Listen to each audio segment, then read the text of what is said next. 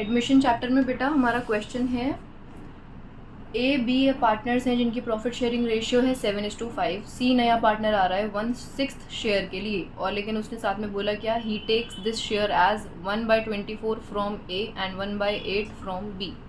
अच्छा, यानी वो देखो मैं लिख के दिखाती हूँ कि वो आप हमसे कह क्या रहा है।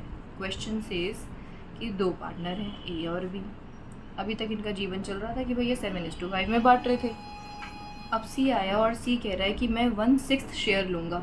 अब ये 1/6 शेयर कैसे लेगा, इसने साफ साफ बात बताई कि मैं ए से कुछ हिस्सा लूँगा और बी से कुछ हिस्सा लूँगा, और वो हिस्सा क्या क्या है कि 1/24 तो तुम ए अपने पास से दे देना मुझे, और बी से कह रहा है 1/8 तुम अपने पास से दे देना मुझे, मेरा शेयर कंप्लीट हो जाएगा। तो हमने यही देखा, यही देखते हुए जब हमने सॉल्व किया इसको, तो अब आप देखो ए है, बी है और सी नया पार्टनर है, ठीक है।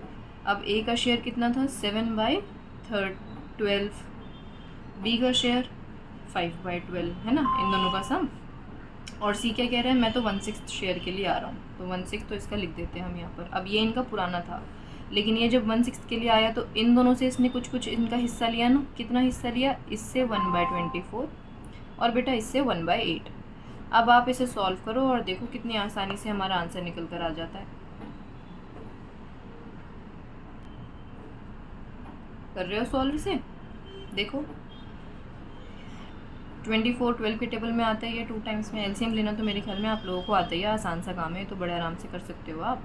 तो ये कितना हो जाएगा 14 और ये माइनस का 1 हो जाएगा। यहाँ पर अगर हम एलसीएम चेक करें तो इसका भी 24 ही है, और फिर जब आप इसे सॉल्व करोगे तो 5 12 यानी ये 10 हो गया और ये 3 हो गया, ठीक है।